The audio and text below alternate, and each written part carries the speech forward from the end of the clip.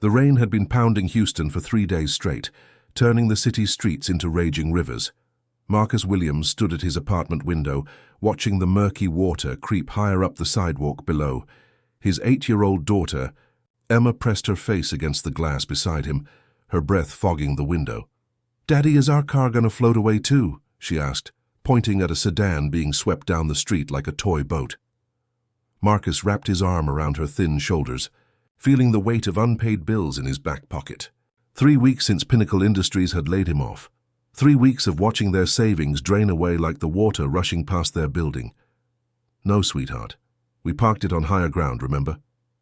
He forced a smile, though his 2003 Honda Civic was probably the least of his worries right now. The emergency sirens had been wailing all morning, and Marcus knew the evacuation orders would come soon. But where could they go? His sister in Dallas had her own problems, and the shelters were already overcrowded. His phone buzzed, another automated message about rising water levels in their district. "I'm hungry," Emma whispered, tugging at his worn flannel shirt. Marcus opened the nearly empty refrigerator, grabbing the last package of instant noodles. As he filled a pot with water, the lights flickered and died. The building's generators had finally given up. Through the kitchen window, he heard something that made his blood run cold, a woman's voice screaming for help from somewhere below. Marcus peered out and saw her, a woman in a business suit clinging to a partially submerged car about 50 yards down the flooded street. The current was strong and she was losing her grip. "Emma, stay right here by the window. Don't move," he commanded, already pulling on his rain boots. "But Daddy, I'll be right back, baby, I promise." Marcus grabbed a rope from his emergency kit and bolted down the stairs. The lobby was ankle-deep in muddy water, and when he pushed open the front door, the current nearly knocked him over. The water was chest-high and ice-cold, filled with debris and the smell of sewage. Fighting against the rushing water, he made his way toward the woman. She was older than he'd first thought, maybe in her 50s, with short silver hair plastered to her head. Her eyes were wide with terror as she struggled to keep her head above water. "Hold on!" Marcus shouted over the roar of the flood. "I'm coming." He tied one end of the rope around a sturdy lamppost and held the other end tight as he waded deeper.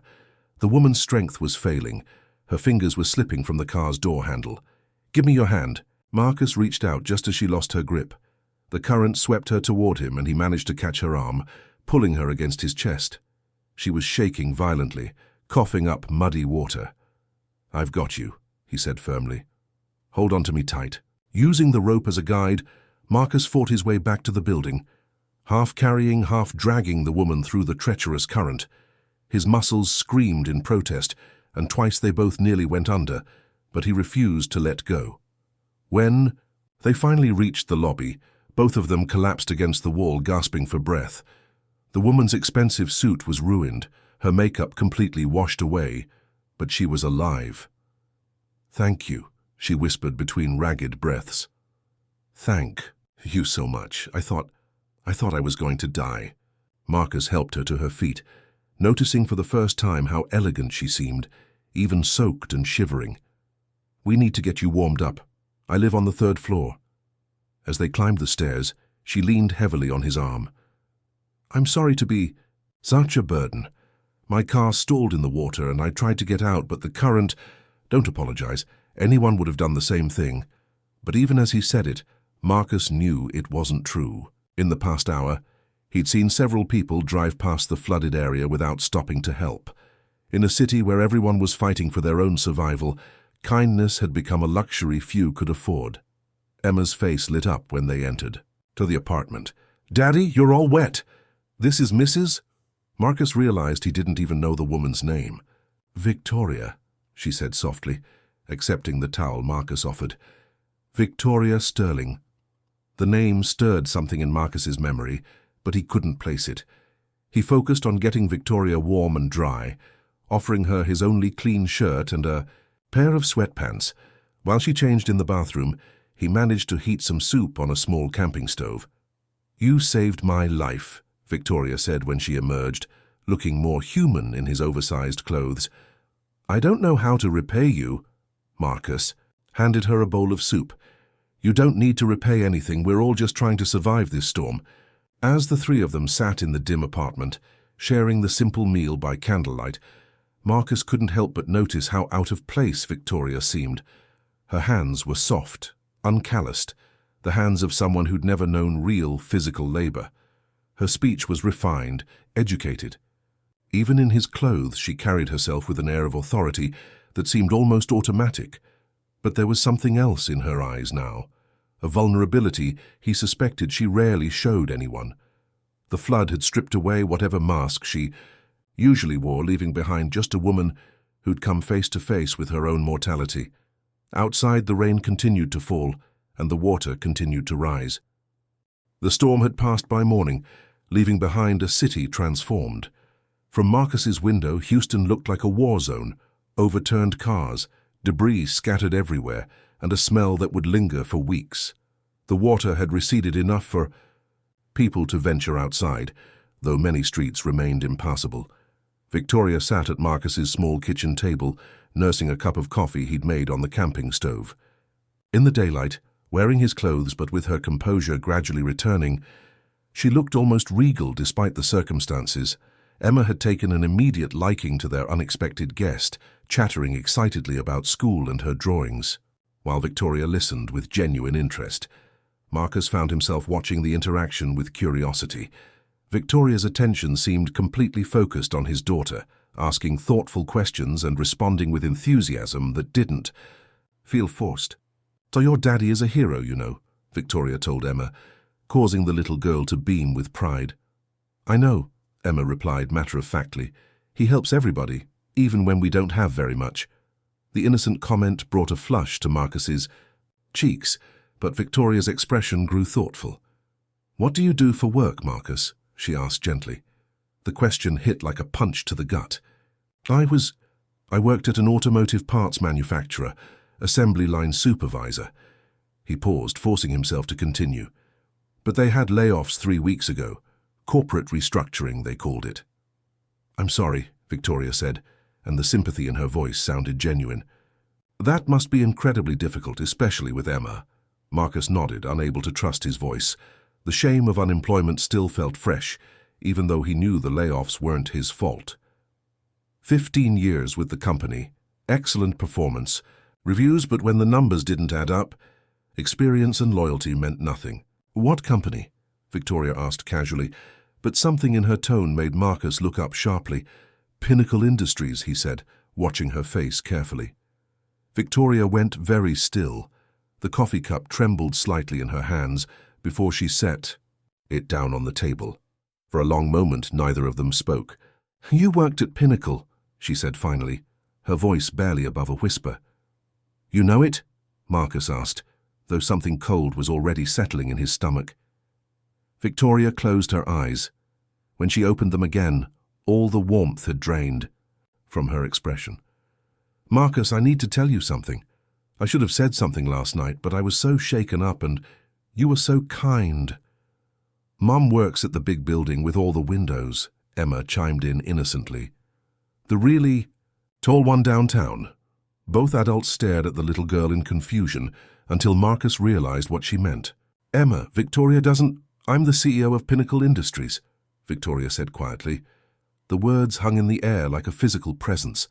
Marcus felt the blood drain from his face as the full weight of the revelation hit him. This woman, sitting in his kitchen, wearing his clothes, drinking his coffee, charming his daughter. She was the one who had signed off on the layoffs that had destroyed his life. "You!" The word came out as barely a whisper. Victoria flinched as if he'd shouted, "Marcus, please let me explain. Get out." His voice was deadly calm, which somehow made it more frightening than if he'd yelled. "Daddy?" Emma looked confused and scared by the sudden change in atmosphere. "Emma, go to your room, please. But I want to talk to Victoria. Now, Emma." His daughter had never heard that tone from him before. She scrambled off her chair and ran to her bedroom, slamming the door behind her. Victoria stood slowly, her hands shaking. "Marcus, I know what you must be thinking. Do you?" He stood as well, towering over her. "Do you really know what I'm thinking? Do you know what it's like to explain to your 8-year-old daughter why you can't buy her new school shoes. Do you know what it's like to choose between electricity and groceries? No, Victoria said simply. I don't. 15 years, Marcus continued, his voice rising despite his efforts to control it. 15 years I gave to that company. I worked double shifts when you needed production increases. I trained new hires, improved efficiency, never called in sick, and you threw me away like garbage. Victoria's face crumpled. It wasn't personal. It wasn't personal. Marcus laughed bitterly. My daughter and I are about to be evicted, but it wasn't personal. I've been eating peanut butter sandwiches for dinner so Emma can have real meals, but it wasn't personal. I had to make impossible choices, Victoria said, tears beginning to stream down her face. The company was failing. If I hadn't cut costs dramatically, we would have lost everything. Everyone would have lost their jobs. So you saved the company by destroying families. I saved hundreds of jobs by cutting dozens, she shot back, then immediately looked horrified at her own words. I'm sorry. I didn't mean... That's not how I meant to say it. Marcus stared at her for a long moment. You know what the worst part is? Last night when I pulled you out of that water, I actually thought you might be different. I thought maybe there were still good people in the world who cared about something other than profit margins. I am different, Victoria said desperately. What you did last night, no one has ever risked their life for me before. Do you understand that? I've been surrounded by people who only care about what I can do for them, and you risked everything for a complete stranger. And now I know why no one risks anything for you. The words hit Victoria like a physical blow. She stepped backward, her hand finding the wall for support. I should go, she whispered. Yes, you should. Victoria walked toward the bathroom to collect her ruined clothes, but paused at the doorway. For what it's worth, Marcus, I think about every single person we had to let go. I have a file with all their names, their years of service, their families. I know you don't believe me, but it wasn't easy. Marcus said nothing. And, Victoria continued, her voice barely audible, I think last night was the first time in years that someone saw me as just a person, not as a position or a bank account or a problem to be solved. Thank you for that, even if it only lasted one night. She disappeared into the bathroom. Marcus sank into his chair, burying his face in his hands. From her bedroom, he could hear Emma crying softly, confused by the sudden tension and anger in their usually peaceful home. When Victoria emerged, dressed in her wrinkled, stained suit, she looked like a different person, smaller somehow despite her expensive clothes. She moved toward the door, then hesitated. I left something for Emma, she said without turning around. Please don't throw it away because you hate me. Marcus heard the door close softly behind her. On the kitchen table where Victoria had been sitting lay a business card and what looked like a bank envelope. Marcus picked up the card first, her official CEO business card with the Pinnacle Industries logo that had once represented security and pride in his life. He was about to tear it up when he noticed handwriting on the back. For Emma's school shoes, please. Inside the envelope was a cashier's check for $5,000. Marcus stared at the check for a long time, his hands trembling with rage and something else he couldn't quite identify. Outside, Houston was beginning the long process of cleaning up after the flood. But inside his small apartment, Marcus felt like he was drowning all over again. 2 weeks after the flood, Marcus stood in line at the unemployment office, the familiar weight of rejection heavy on his shoulders. He'd had 3 interviews since Victoria's check had bought them some breathing room, but each had ended the same way. We'll be in touch, followed by silence. The check still haunted him. He'd stared at it for 2 days before finally cashing it, telling himself it was for Emma. But the guilt gnawed at him. Was accepting money from the woman who'd destroyed his livelihood hypocritical? Or was he simply doing what any father would do to protect his child? Next, Marcus approached the window where a tired-looking clerk barely glanced up from her computer screen. Marcus Williams, he said. I'm here for my appointment about job placement assistance. The woman typed his name, frowned, and typed again. Mr. Williams, it says here you need to speak with a supervisor. Please have a seat. Confused, Marcus returned to the plastic chairs. After 20 minutes, a middle-aged man in a worn suit approached. Mr. Williams, I'm James Chen, Regional Coordinator. Could you come to my office, please? Marcus followed him down a hallway lined with motivational posters that felt more depressing than inspiring. Chen's office was small but organized, with family photos crowding his desk. Mr. Williams, I have to ask, do you know a Victoria Sterling? Marcus's blood ran cold. Why? Because her office called yesterday. Apparently she's personally funding a job training and placement program, and she specifically requested that you be included if you were interested. What kind of program? Chen pulled out a folder. Advanced Manufacturing Management. 6-week intensive course, full pay during training, guaranteed job placement with one of several partner companies upon completion. Starting salary would be 40% higher than your previous position. Marcus felt like he was in a fever dream. And she specifically asked for me? By name. Mr. Williams, I've been doing this job for 12 years, and I've never seen anything like this. Usually these corporate training programs are generic, first come, first served. But this woman specifically designed this program around your background and experience. Marcus stood abruptly. I need some air. Outside the building, he called the number on Victoria's business card. His hands shook as he dialed. Victoria Sterling's office. This is Jennifer. This is Marcus Williams. I need to speak with Ms. Sterling. Oh. Mr. Williams, yes, she's been expecting your call. Please hold. Victoria's voice came on the line within seconds. Marcus. What the hell do you think you're doing? I think I'm trying to help. I don't want your charity. It's not charity. Victoria's voice was steady, professional. It's good business. The program will train 12 people with your experience level. The companies we're partnering with need skilled supervisors, and you have 15 years of experience. Why me specifically? There was a long pause. Because you deserve better than what happened to you, and because... Another pause. Because I owe you more than just your life. Marcus closed his eyes. I can't accept this. Then don't do it for... yourself. Do it for Emma. The mention of his daughter's name sent a surge of anger through him. Don't you dare use my daughter to manipulate me. I'm not manipulating anyone, Victoria said firmly. I'm offering you an opportunity to build a better future for your family. What you do with that opportunity is entirely up to you, Marcus. Was quiet for a long moment. Despite his anger, despite his pride, he couldn't deny that this opportunity could change everything for Emma.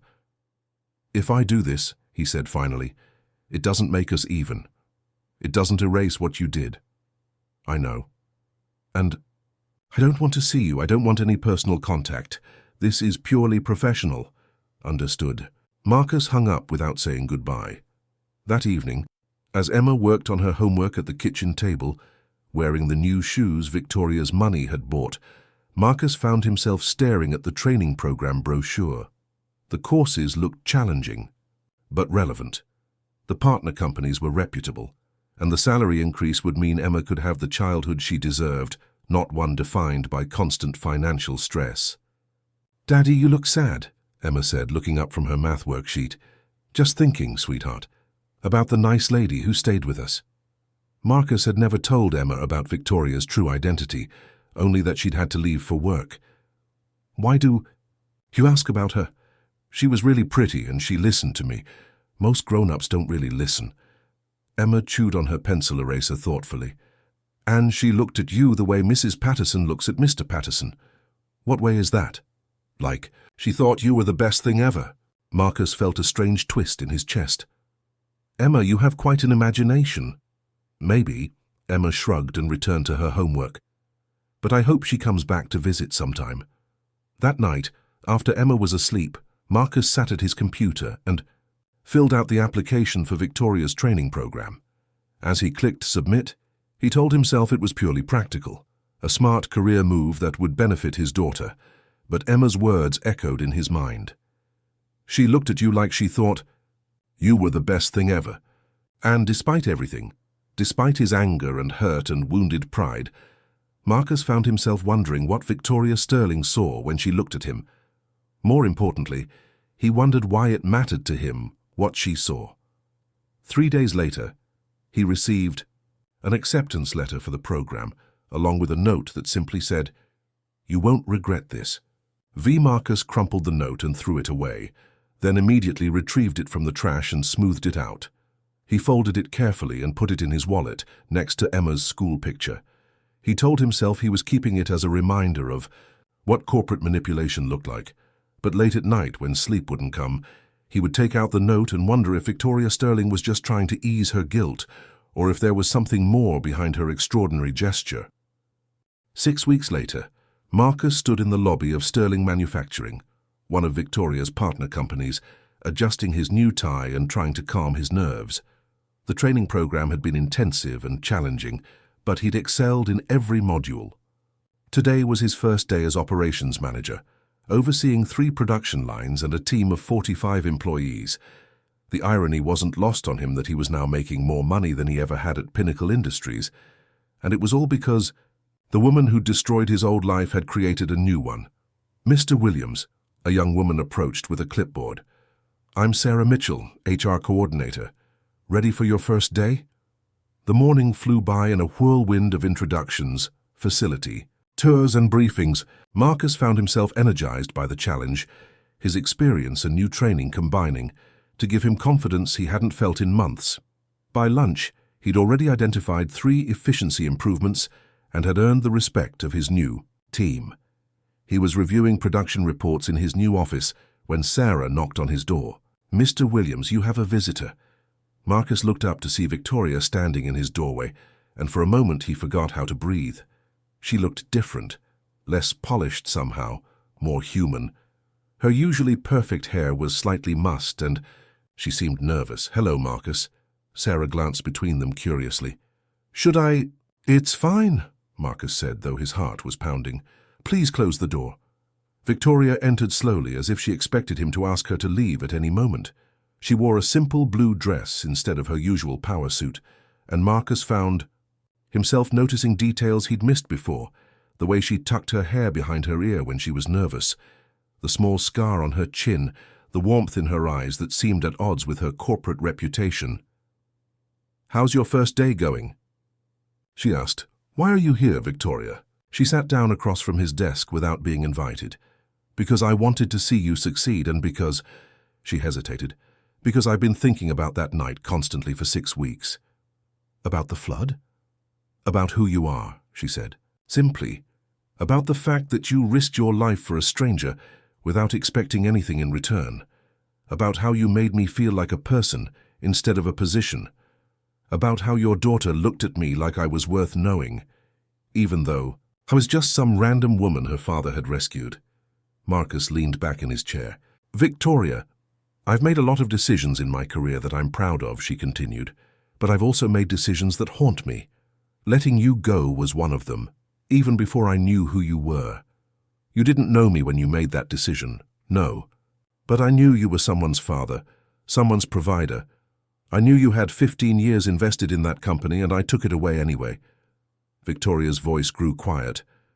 "I've been telling myself for years that business is just business, that personal feelings can't factor into corporate decisions. But that night, when you pulled me out of that water, I realized that every corporate decision affects real people, with real lives." Marcus studied her face. "What are you saying?" "I'm saying that I set up this training program because I was trying to ease my guilt, yes. But I also did it because I genuinely believe you deserved better than what I gave you." She paused. "And I'm saying that somewhere between that first night and now, this stopped being about guilt and started being about something else." "Such as?" Victoria stood and walked to his window, looking out at the factory floor below. "Such as the fact that I haven't been able to stop thinking about you, about the way you put Emma's needs before your own pride, about how you made soup for a stranger and offered her dry clothes without asking for anything in return, about how you looked at me that morning like I was the most disappointing person you'd ever met, and somehow that hurt worse than any business criticism I've ever received." Marcus felt something shift in his chest, the anger he'd been carrying for weeks beginning to crack around the edges. "Victoria, what happened to us? It's complicated. I know." She turned back to face him. "But I also know that life is short and unpredictable. Floods happen, companies fail, people lose jobs.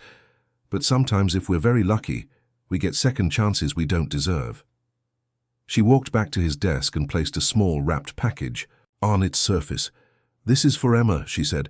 "I know it doesn't fix anything, and I know you don't owe me anything, but would you consider letting me take you both to dinner sometime? As friends, if nothing else.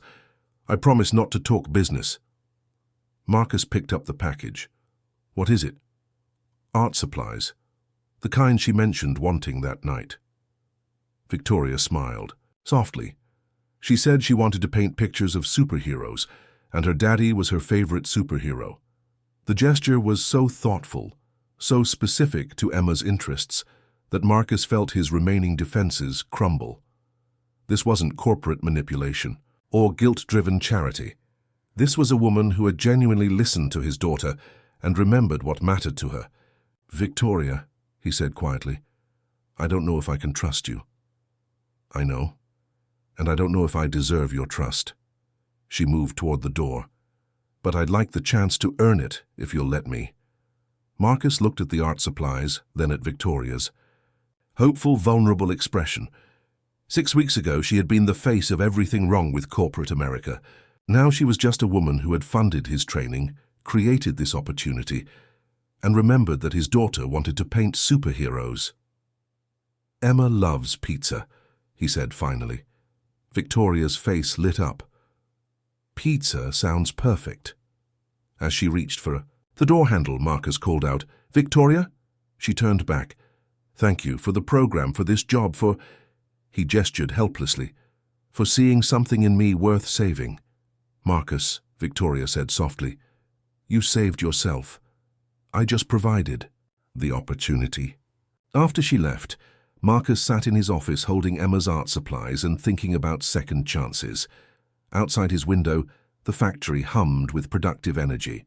In a few hours, he would go home to his daughter, who would squeal with delight over her new paints and ask if the nice lady was coming to visit again. For the first time in months, Marcus found himself looking forward to the answer he would give her. That evening, as Emma carefully arranged her new art supplies on the kitchen table, she looked up at her father with eyes that sparkled with possibility. "Are you happy, Daddy?" Marcus thought about the question seriously.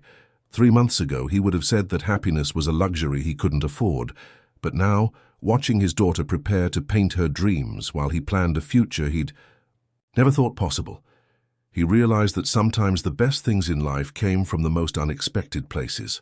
"Yes, sweetheart," he said, pulling her into a hug. "I think I'm getting there." Outside, Houston continued its recovery from the flood, rebuilding what had been lost and creating something new from the ruins. And in a small apartment where a father and daughter planned their evening and dreamed about tomorrow, the healing had already begun.